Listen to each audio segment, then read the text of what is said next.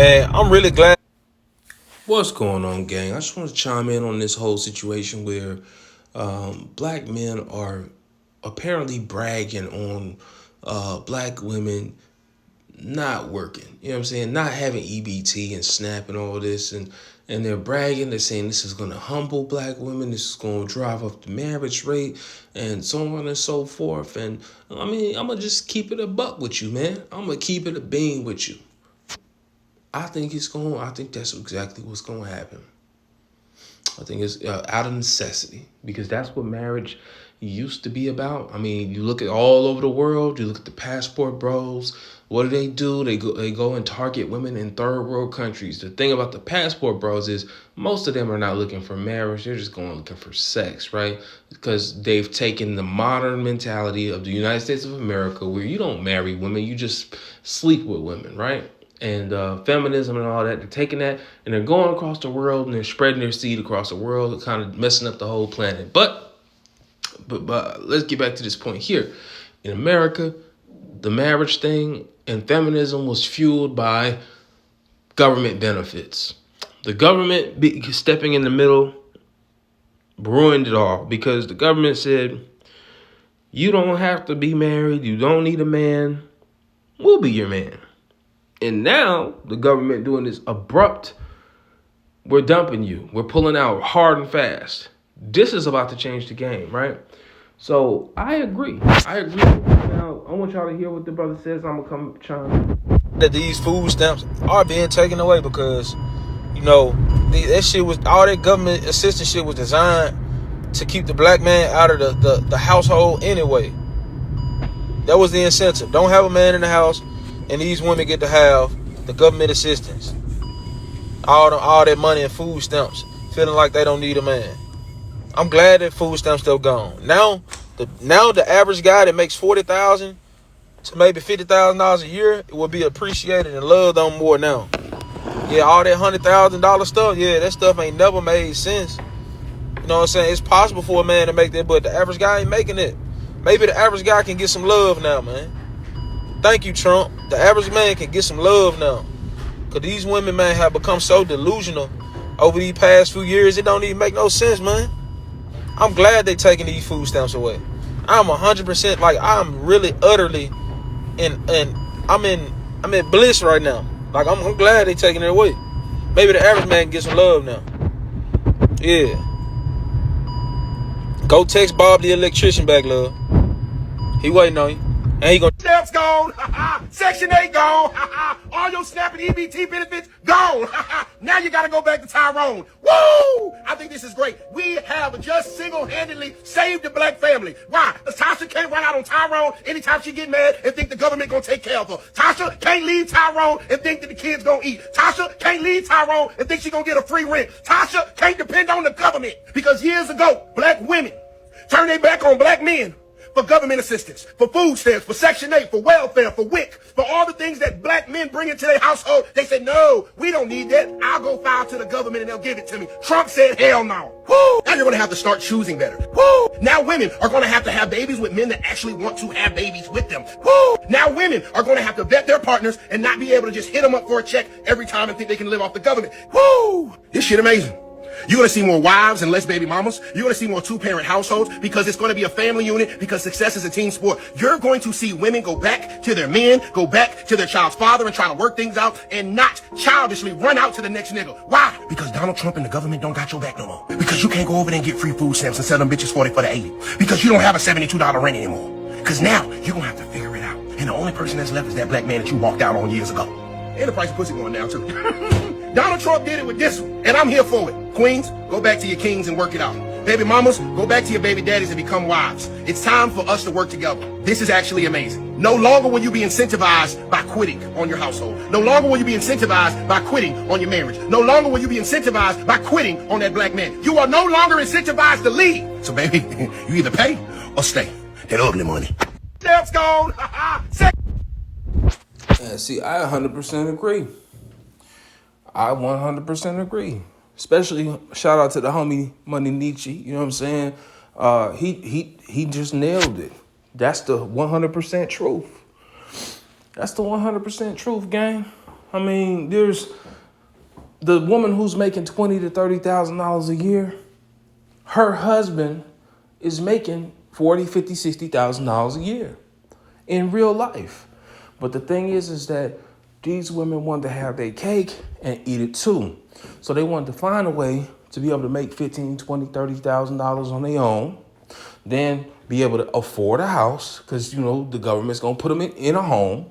And then on top of affording the home, the government is going to feed them and take care of them with every mistake they make. So, I mean, it's like you can do no wrong, right? We talk about women every day and accountability. How can a woman be accountable? I want you to think about this. What is going to make a woman accountable when she is being incentivized to do wrong? What is going to make a woman accountable when they're telling her, yeah, baby, you don't need to do nothing. You can do whatever you want to do. You don't have to cooperate with a man. You don't have to coordinate with a man. You don't need to listen to a man. You don't need to respect a man because Big Daddy government got you. All you need to do is capture us a man and bring a man here. That's it. Just capture him.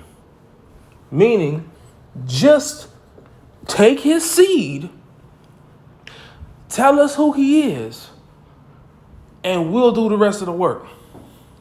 We will go after him, put him in the system, and because the government eats off of child support, and then the government also, if you can't afford child support, the government eats off of putting black men in prison. So for us, it's double jeopardy. For them, it's double positives. You know what I'm saying? So they was getting no wrong. And then you see Donald Trump he's rolling all that back, but these are really just common sense. These are men's policies that men have needed to protect ourselves as the government has turned into a one-party system. The government basically was a bunch of beta males who probably were having daughters and didn't know how to tell women no. Literally everything that they've passed, every policy they've passed has been a pro-feminist policy. And this has been for the last 30 or 40 years. Every policy the government's passed and put out here when it comes to male-female relations has been a female beneficial thing for women, and it's been negative and deleterious for men, every single one of them.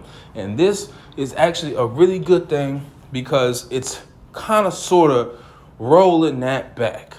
Now, am I saying it's a good thing to force women to have to deal with men? No, because we have all these generations of women now to where they were raised looking at men like men are just tools, right? It's no love in the game. So if you deal with these women today, if you deal with these women now, you are essentially dealing with a group of women who they don't even love men. They will just be going to a man just for support. And that's not good. But it is going to, if they keep it like this, if the Dems don't just get in office and just switch things back up, because that's usually what's happening. That's what's going on right now. One party gets in and does things. The other party gets in and undoes those things. Everything but what is the agenda gets swapped back out, right?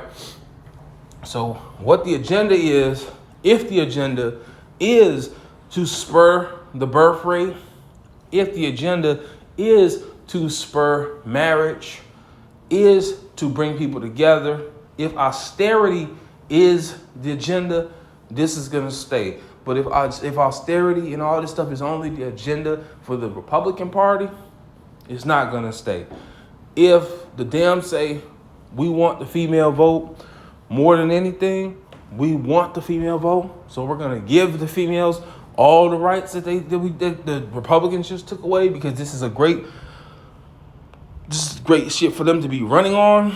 that they could just run against and galvanize all the feminists to vote. We'll see. But as far as it stands for me, I think this is a great idea. I think that it's definitely gonna spur marriage and togetherness, because nothing ruins nothing. You look at it, nothing ruins a marriage like a woman having the option to just get up and go. Nothing. I've seen too many marriages. This is just me. In my 40 years, I've seen too many marriages where a sister, I've seen white women do it too, but I've seen too many marriages where a sister just says, I'm not feeling it. Yeah, I mean, you're cool. You're a good guy and all, but I'm just not feeling it. I think I'm going to go over there for no reason. It's just her doing what she feels. Like, I'm not feeling this. I don't think I'm going to chill out. I don't think I'm going to hang out over here. Bye. It's just that. That's simple. And I think that is something that needs to stop. Is this the way to do it? I don't know. But ultimately, it's a great move in the right direction. And getting rid of these benefits, getting rid of the fact that you make people whole for doing the wrong thing is a great thing. Now, message to Donald Trump: if you want to see him intelligent with this move, what you do now, you only make SNAP, EBT, Section 8, all of these benefits, you only give these benefits to married couples. That's the best thing you can do. Young married couples. That's who should get these benefits. Young married couples that are struggling, that do need help, do need assistance, are married, are growing, are planning to grow together. This will spur young 19, 20, 21, 22, 25-year-old, under 30-year-old people to start getting married, because they'll say, oh, guess what? You and I, you're a barista, I'm a young barber, you're a barista, I'm a barista, you're a student, I'm a student, you're this and I'm this. It will spur those people to come together so that they can grow together. And the government will be truly supporting families. If you want to be a pro-family agenda, support families. Only give those benefits to young married couples or newly married couples. That's who should get the benefits. Because then you don't have to give them crazy benefits. You can give them enough benefits to where they can actually pull themselves up. And it's just a helping hand. It's not complete assistance. They're not crippled sitting in a wheelchair. They're just got a sprained ankle running on a crutch. And with that, I'm up. Peace and love.